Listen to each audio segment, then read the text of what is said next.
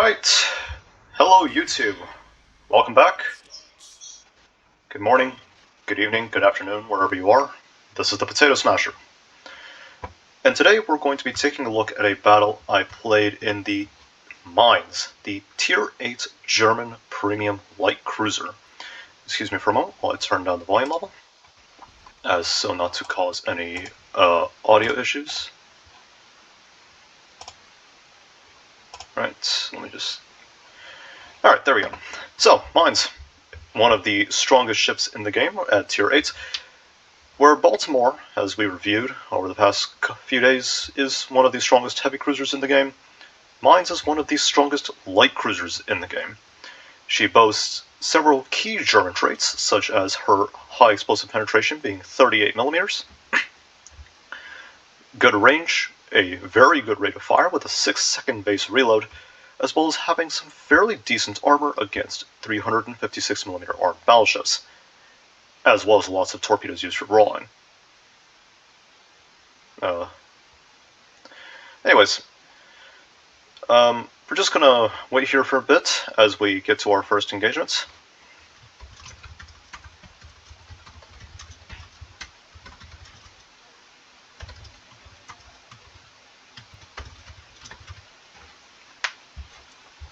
So, the reason why I chose this match in particular was because of the fact that a few interesting things happened. If we were to take a look at the matchmaking very quickly, you'll see that we are mid-tier in matchmaking. We have a bunch of tier 9s, we have 2 Alaskas that we have to be careful of, as well as a Lion, a Jean Bart, and a Frigid Grosser, all of which overmatch me. I take my first engagement on the Alaska behind the islands. You know what, just give me a moment. I'm going to go back to settings again because wargaming bugs are fun. Anyways, so I'm going to keep now I switch target to the mines. This is just really fairly standard mines engagement protocols. Mainz is a kiting ship, so what you want to do is just find a target, preferably a big slow battleship or a large cruiser like the Alaska, and just pepper it with high explosive while running. Mainz has fairly good HE DPM. It does, however, have very high AP DPM. Reason why its HE DPM is only good is because of the fact that, despite the fact that it has a 6-second reload, it unfortunately only has 1700 HE alpha, compared to something like a Cleveland, which has 2200 HE alpha at the same tier. As a result, her HE DPM is around 260,000, compared to the Cleveland's is around... I want to say it's roughly the same. But there you go. That's one of the Mainz's shortcomings, it's just low HE alpha. However, as stated before, it is compensated for by the improved German high explosive pen. Now I'm going to focus down the Jean Bart as he's pushing in. Jean Bart is coated in 32mm plating, so he is very vulnerable to my guns. I'm just going to turn down the volume a little bit more. Let's turn down the gunfire volume. There we go. And I'm just going to keep peppering the Jean Bart.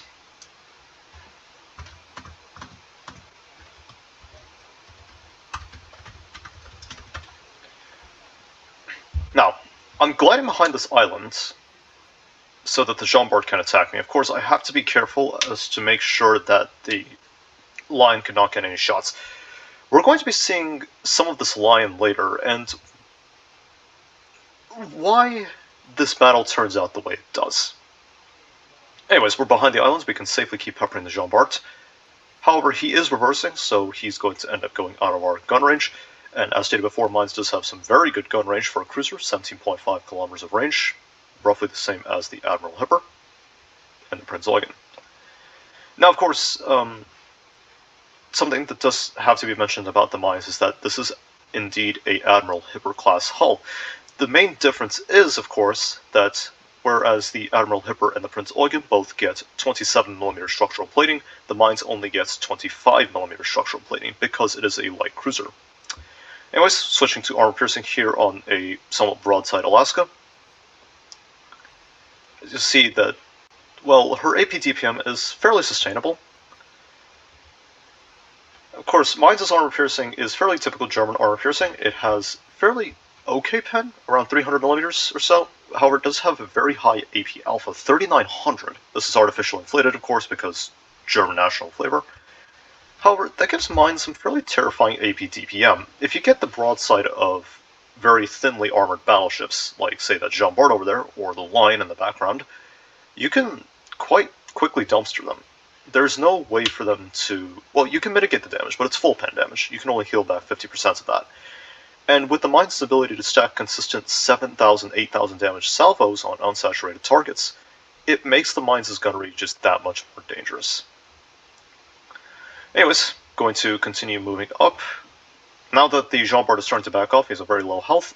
My goal right now is to see...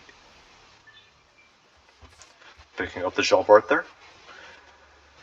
Now my goal right now is to try and pick up the Fiji and the Eendracht, which are both posing a threat to my very low health Fiji Grosser and my Seattle, which is trying to push in as well as to my Shuratsuyu that is in the B cap and has driven out the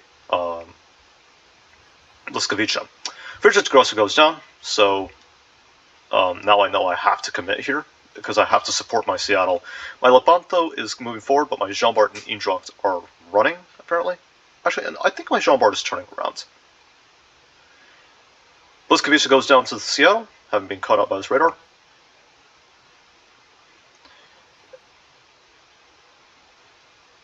Now I'm going to keep peppering the Eendracht. Mine's secondary is the Shiratsuyu to death. Just a small side. Mine's does have some fairly decent secondary firepower to take note of. Anyways, so now that we've moved into approximately the first 7 minutes of the battle, we haven't really done that much damage. It's fine though, because, well, this is a light cruiser. Light cruisers get more dangerous the longer a battle goes on. It's no real surprise if, you end up with damage totals this low, especially if your target's running. Speaking of running, that HMS line, we're going to be seeing some of them soon, but for now we have a Fiji and an Eendracht to deal with. Now, one of the downsides that the Mainz has is relatively poor concealment. It has a minimum surface detection range of 12 kilometers, which is very large for a light cruiser. And especially one that's as clumsy as this. Mainz's other problem is that it's fairly clumsy for a 150mm armed ship, whereas most 150mm armed cruisers would be fairly sprightly. So you do have to be careful when navigating things. Fiji's giving me a nice flat broadside. I hit him with 9 out of 12, I deal about 5,700 damage. Fiji's armor piercing does more damage to me, but I just shrug it off. Another great thing about the Mainz is that it has a fairly large HP pool for a light cruiser, 42,500 hit points. The only ship that is larger at this tier, I believe, is the Piotr Bagration in terms of being a light cruiser, and that's due to the fact that that ship has a heel. Edinburgh also has better sustain than this does, but that tends to explode a little more easily than you might expect. Anyways, moving up to this island, moving past catching the Fiji flat-footed, fire one salvo armor piercing and switch to high explosive, now he's turning out. Item decently hard, about 2,000 damage, 4 pence. Start peppering him with a high explosive. Get a double fire on him. And that's when the line starts shelling me. He doesn't lead his first salvo very well, that's fine. Eendracht's level bombers come in for the airstrike. They completely miss the Fiji. I just continue firing, hoping to secure this Fiji kill. Still firing. Good thing is, again, like I said, the Mainz does reload very quickly. And I secure the kill on the Fiji. That's kill number 2, 6,400 damage. And that's when the line slaps me. This guy, again, a bit of a strange character. I'm not really sure what he does, but we're going to see more of him later. At this point, I'm like, I'm going to go farm this line down. Because he's the next open target. And that's when he disappears. And that's because, of course, Line, being a British battleship, has extremely good concealments. So I have to be careful of that. I deal a fairly decent amount of damage to him. Call target priority the Eendracht since he's out in the open. Now, I'm I'm slowing down, hoping to force the line to overshoot me. He does not. Deals another 5,500 damage to me. And now that he's spotted, I just open fire, hoping to set some fires on him, force his damage control. Mainz is also a fairly decent fire starter, so hoping to take advantage of that. But now this is where we get into the pickle problems.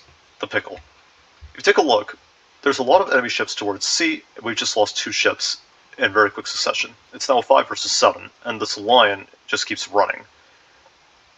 So I'm like, now we have to make a choice here. Do I keep pursuing the line, or do I go towards B and help my teammates? And I think, you know what, I have to head towards B. I need to chip in every last bit of damage possible in order to deal with whatever's coming from there. Because we have a Bismarck, a Francesco Caracciolo, a Friedrich Grosser, and the other Alaska to deal with. And I'm on 13,000 health. If I keep pursuing this line, he's going to eventually turn around and he's just going to kill me. And this line just keeps running and running and running. I'm not really sure what he's doing. Anyways, we go silent. I'm just going to go quiet for a couple minutes here, just as things progress. Just taking some more pot shots at the line.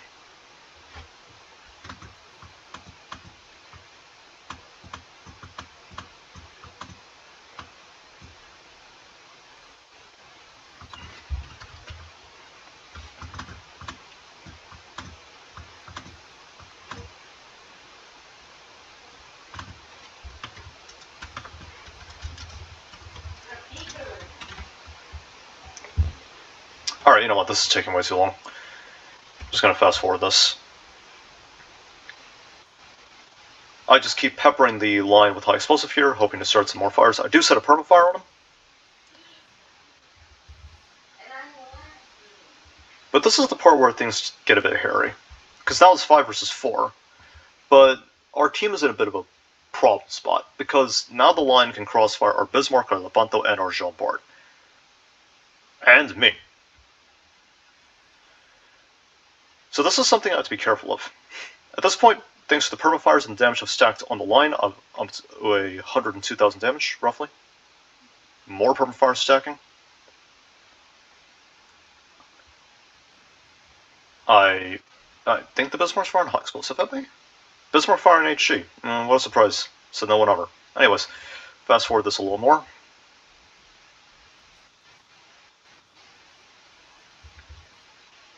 Now this is the interesting part. This is, well, the first interesting part. Because now I'm just shelling the Bismarck, hoping to take him down before he takes down my Jean Bart. Right? Jean Bart's still out in the open. He's got a Friedrich Gross, a Francesco Caracciolo, and, well, there you go, he's dead. Uppercutted by the rear turrets, most presumably. I switch my fire to the Alaska, seeing that he is the lowest health target and by far the easiest to damage. He has a 36mm deck, which does not stop my high explosive. So just keep pouring the fire on him. He takes a fairly big hit, I think, from the Lepanto's SAP shells. I keep pulling the trigger, hoping to get some damage, kill him, kill him, kill him. At this point, I just give up, switch to the Friedrich Grosser. But surprisingly, there you go.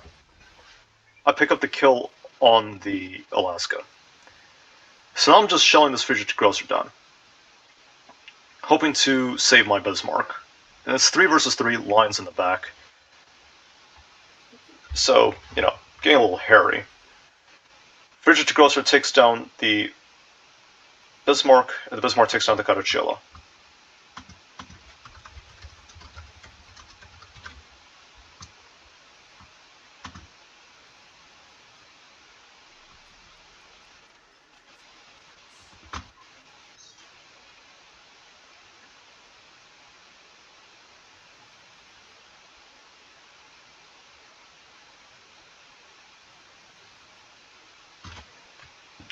Now, I'm going to keep shelling the Friedrich Grosser. Now, at this point, it's 2 versus 2, but the line, surprisingly, is nowhere to be seen.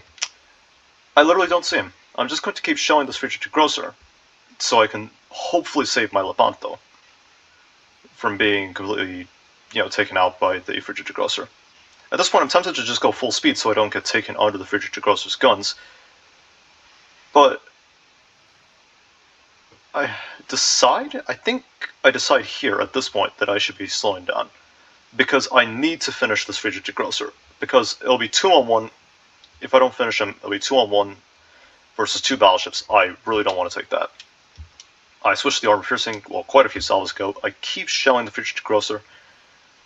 Keep pouring the fire onto him so that he can't take out Levanto. Get some decent chips in. I go unspotted behind the islands.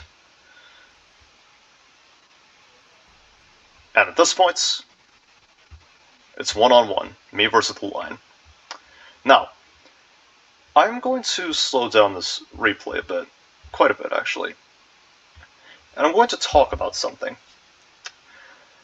This is a point in the battle where a friend of mine would literally, or not literally, metaphorically stab a knife up my butt.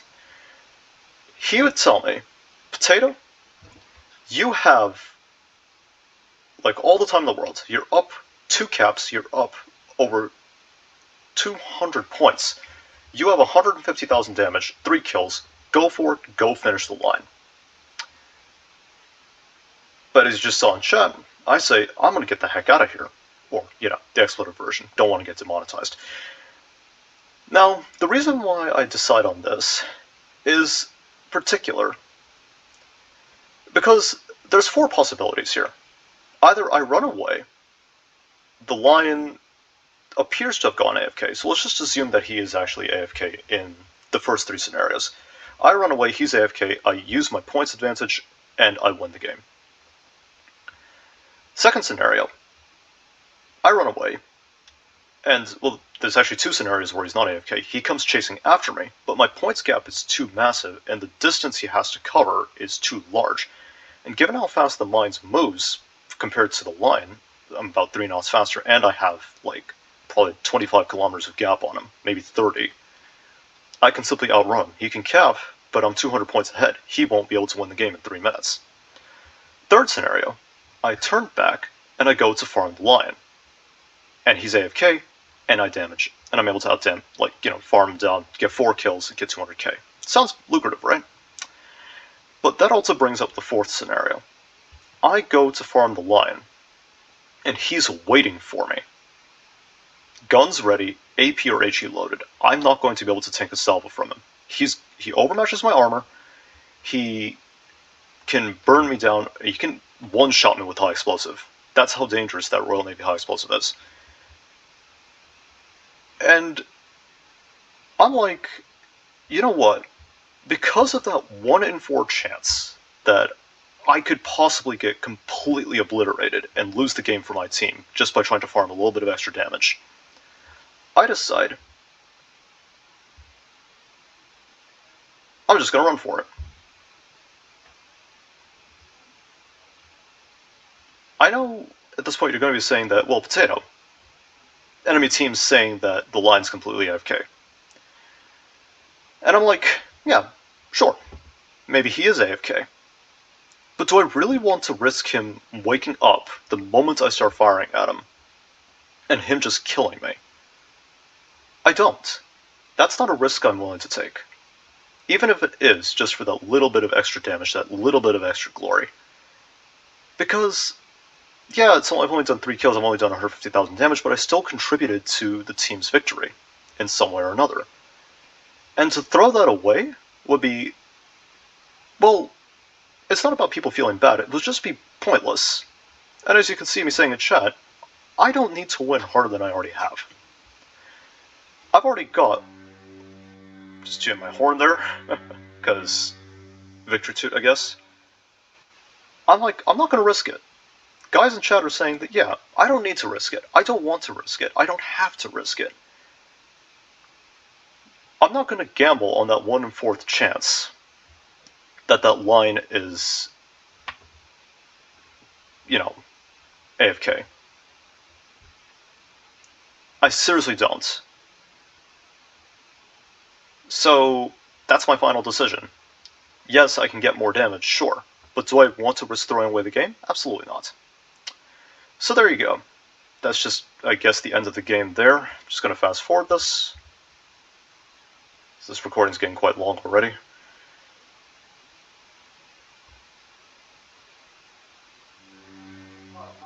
Toot my horn again.